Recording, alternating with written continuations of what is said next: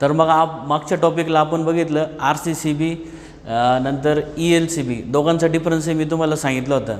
पण theoretical study आणि practical स्टडीमध्ये थोडा फरक राहतो. तर मला तुम्हाला एक कन्सेप्ट समजून सांगायची की तुम्हाला सांगितलं होतं की फेज करंट न्यूट्रल करंट जर सारखा असेल तर सर्क्युलेटिंग करंट फ्लो होत नाही किंवा त्याला रेसिड्युअल करंट म्हटलं होतं. तर एक समजण्यासाठी मी एक डायग्राम काढतो.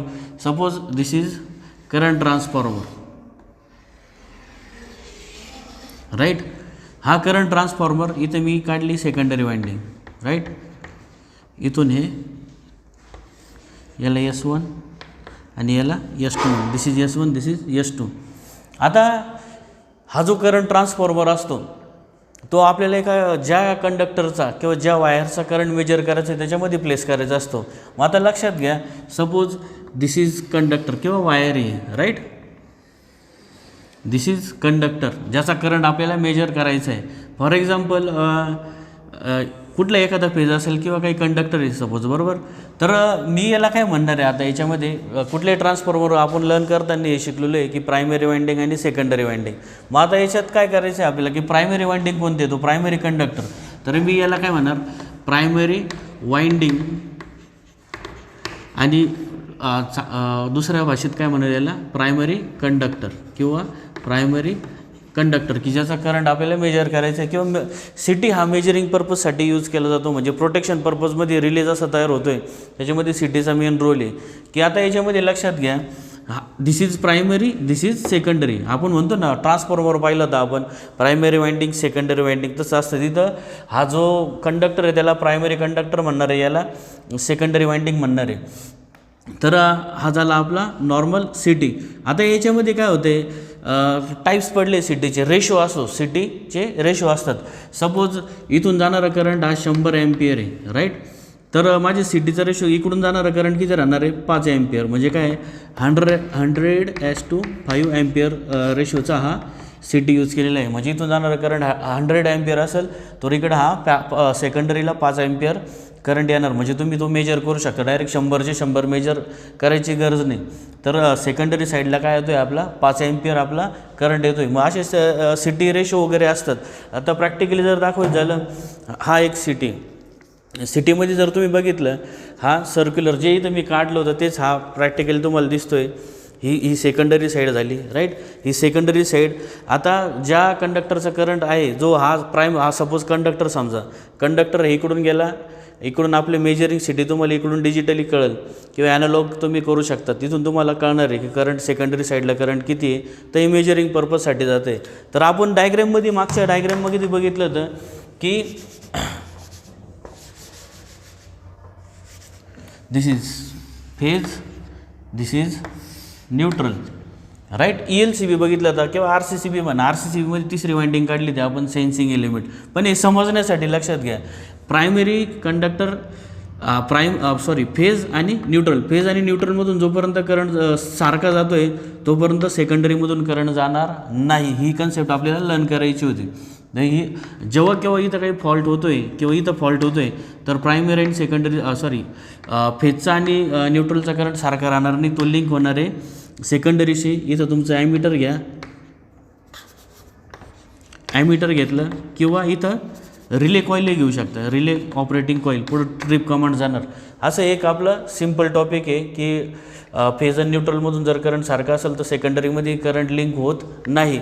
आणि हीच कन्सेप्ट मी तुम्हाला प्रॅक्टिकली दाखवतो की एक मोटर घेऊ आपण, मोटरला सप्लाय देऊ, त्यात करंट फेज आणि न्यूट्रलमधून जर करंट सारखा झाला तर तुमचा करंट ट्रान्सफॉर्मर हा 0 दाखवणार आहे. जर नसेल सारखा तर तो रीडिंग दाखवणार आहे. दुसरी एक कन्सेप्ट आहे डिफरन्शियल प्रोटेक्शन. आता ही वाइंडिंग आहे, right. Winding differential protection scheme ही तुम्हाला सिलेबसमध्ये आहे. तर तुम्हाला एक सिम्पल एक्झाम्पल दाखवतो समजण्यासाठी. मी काय केलं, इथं हा एक सिटी ठेवला, दुसरा सिटी ठेवला, राईट. हे दोघं असे जोडले, यांच्या पोलॅरिटी सारख्या असतील, करंट सेम डायरेक्शनने फ्लो होईल, राईट. इथं मी काय लिहिलं, रिले कॉईल, राईट. ह्या सिटीचा रेशो सारखाच राहील. ही समजा 30:5 एम्पियर आहे तर ही 30 राहणार आहे, 30:5 एम्पियर, मी तुम्हाला काय सांगितलं की जोपर्यंत इथून ह्या सिटीतून जाणारं करंट I1, या सिटीतून जाणारं करंट I2 आणि टोटल करंट इथं तुमचा I राहणार आहे, राईट. आता जोपर्यंत इथून सारखा करंट जातो आहे, समजा current entering in the winding 1 ampere, right. Current entering in the winding, ही वाइंडिंग प्रोटेक्ट करायची. Current entering in the winding 1 ampere without any fault, कुठल्याही प्रकारचा फॉल्ट झालेला नसेल तर current leaving in the winding 1 ampere. म्हणजे करंट येताना 1 ampere होता, जाताना 1 एम्पियर राहणार आहे. म्हणजे this is the normal condition. Okay, ही नॉर्मल कंडिशन झाली. पण ह्या वाइंडिंगमध्ये जर काही फॉल्ट झाला तर current entering in the winding आणि current leaving in the winding same राहणार नाही. नॉर्मल कंडिशनला मी काय म्हणतो, current entering in the winding and current leaving in the winding same. म्हणजे इथं काय झालं, I1 minus I2 is equal to 0. I1 minus I2 is equal to 0. ही कोणती, I1 minus I2 is equal to 0. ही झाली normal condition. Normal condition, right. ही relay coil आहे. रिले कॉईलमध्ये आता कुठल्याही प्रकारचा करंट नाही नॉर्मल कंडिशनमध्ये. पण सपोज इथं काही फॉल्ट झाला या वाइंडिंगमध्ये तर काय होणार आहे, current entering in the winding and current leaving in the winding same राहणार नाही. मग I1 minus I2 is not equal to 0. म्हणजे इथं काहीतरी करंट जाणार, तो करंट रिले कॉईलला गेला, रिले कॉईल काय करणार आहे, पुढं ट्रिप मारणार आहे. ही सिम्पल कन्सेप्ट आहे. तसंच आता ही झाली, ही एक सिम्पल वाइंडिंग दाखवली. असंच तुम्ही जनरेटर प्रोटेक्शनसाठी वापरू शकता, ट्रान्सफॉर्मर प्रोटेक्शनसाठी वापरू शकता, बसबार प्रोटेक्शनसाठी वापरू शकता. फरक एवढाच राहणार आहे. समजा ही वाइंडिंग घेतली मी ट्रान्सफॉर्मरची वाइंडिंग, राईट. ट्रान्सफॉर्मर म्हणा, जनरेटर म्हणा, त्याला आता मी नाव देत नाही. तर कनेक्शन कसं राहणार आहे, सिम्पल, की ही वाइंडिंग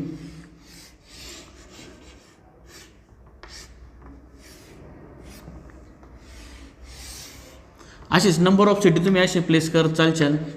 आता पुढचं कनेक्शन नाही काढत. ह्या कनेक्शनमध्ये काय होतं आहे, इथून येणारा करंट आणि इथून जाणारा करंट, म्हणजे current entering in the winding, current leaving in the winding same असेल तोपर्यंत काही प्रॉब्लेम नाही.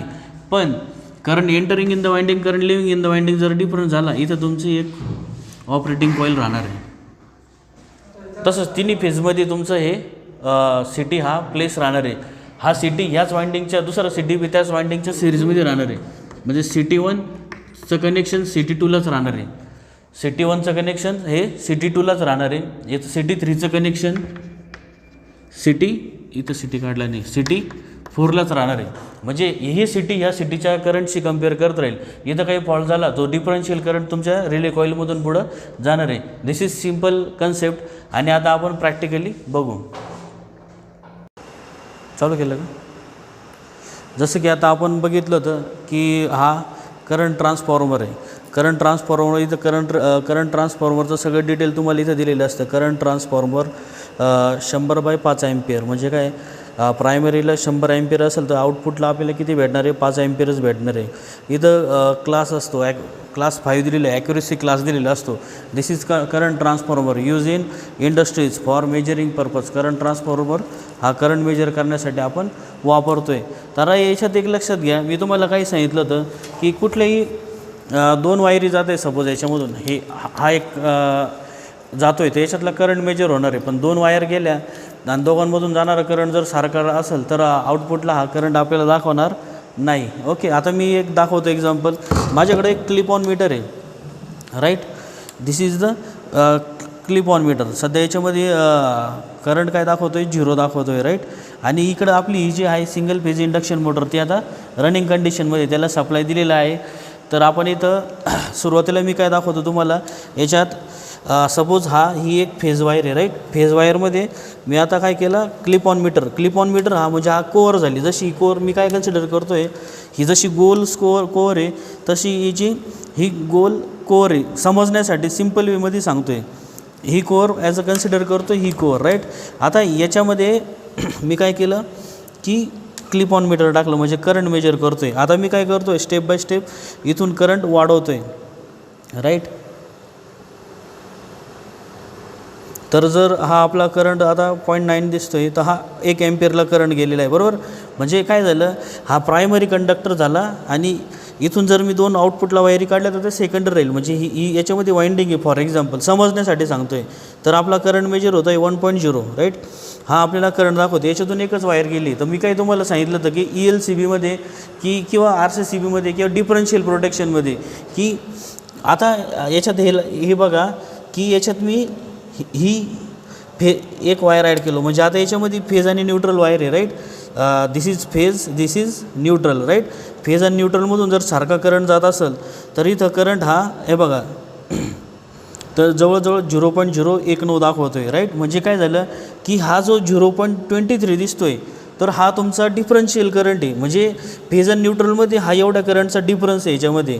आणि फेजमधून जाणारा करंट आणि न्यूट्रलमधून जर जाणारा करंट जर सेम झाला तर ऑब्वियसली इथं 0 रीडिंग दाखवणार आहे. मी आता तुम्हाला परत दाखवतो. याच्यातून एक वायर परत मी स्किप करतो आहे, फेज वायर. आता परत तुम्हाला करंट हा तुम्हाला परत 1 अँपिअरच्या आसपास करंट वाढलेला आहे. तर करंट हा बघा सिंगल वायर आहे, फेज वायर आहे, एकच कंडक्टर आहे, 2 अँपिअर करंट दाखवतो आहे, 2 अँपिअर. पण मी फेज आणि न्यूट्रल एकत्र याच्यात टाकतो आहे. फेज आणि न्यूट्रल याच्यामध्ये टाकली तर ऑब्वियसली करंट तुमचा डिक्रीज होतो आहे बघा 0.021. म्हणजे हा जो काय फिगर दाखवली जाते बघा हळूहळू डिफरन्स हा फक्त 0.03 म्हणजे नगण्य आहे. हा सर थोडं पुढं घ्या 0.02. परत एकदा मी याच्यात एक वायर परत एकदा काढतो आहे तर तुम्हाला परत एकदा याच्यामध्ये फेज करंट वाढलेलं दिसेल. करंट बघा हा गेला परत 1 अँपिअर. म्हणजे मला सांगायचं काय याच्यामध्ये की जेव्हा सिटीमधून जाणारी जो कंडक्टर होता तुमचा याच्यामधून जाणारे जो काही कंडक्टर असेल फेज वायर आणि न्यूट्रल वायर किंवा त्याच्यातून जर सारखा करंट असेल तर ह्या वायरमधून ह्या सेकंडरी साईडला कुठलाही करंट येणार नाही. पण इथून जाणाऱ्या ज्या 2 वायरी फेज आणि न्यूट्रल दोघांमध्ये जर डिफरन्स झाला तर तो डिफरन्शियल करंट इथून सेकंडरी साईडला जाईल आणि ही सेकंडरी जी वायर आहे तुमच्या ट्रिप कॉन्टॅक्टला दिलेली राहील. सिम्पल आहे. इथं मी एखादा कंडक्टर टाकला, फेज आणि न्यूट्रल वायर टाकली समजण्यासाठी. सपोज ही एक वायर आहे बरोबर आणि याच्यात अजून एक वायर ॲड केली सपोज. तर काय होणार दोघांचा जर करंट जर सारखा असेल तर सेकंडरीला म्हणजे ह्या वायर्समधून सेकंडरी साईडला कुठलाही करंट राहणार नाही. पण इथून जी टाकणारी मी फेज आणि न्यूट्रल वायर टाकतो आहे त्याच्यामध्ये काही फॉल्ट झाला आणि डिफरन्शियल करंट हा तुमच्या ह्या सेकंडरी साईडला भेटणार आहे. It is very simple topic. हे समजण्यासाठी मी तुम्हाला हे प्रॅक्टिकल दाखवलं. दिस इज ऑटो ट्रान्सफॉर्मर. या ट्रान्सफॉर्मरवर मी व्होल्टेज कमी जास्त करतो आहे आणि इथं तुम्हाला इथं क्लिप ऑन मीटर यूज केलं आहे ॲज अ सिटी. याला मी सिटी म्हणून कन्सिडर केलेलं आहे. करंट 2.5 दाखवतं आहे. आता मी न्यूट्रल ॲड केली तर ऑब्वियसली करंट बघा 0.8 अजून तो उतरत जाईल जसं जसं मॅच होईल. म्हणजे काय झालं की फेज आणि न्यूट्रल टाकला तसंच आपल्या डिफरन्शियल प्रोटेक्शन बी याच प्रकारे वर्क होतं आहे. डिफरन्शियल प्रोटेक्शनमध्ये काय होतं आहे current entering in the winding and current leaving in the winding जर सेम असेल तर सिटीच्या सेकंडरीमधून करंट फ्लो होणार नाही. तेच जर current entering in the winding and current leaving in the winding same नसेल तर सिटीच्या सेकंडरीमधून करंट फ्लो होणार आणि तो तुमचा ट्रिप कॉन्टॅक्टला जाणार. This is very simple concept आज आपण शिकलेलो आहे. It is applicable to differential protection.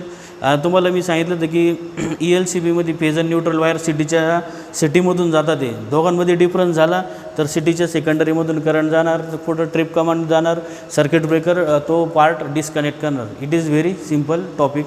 Thank you.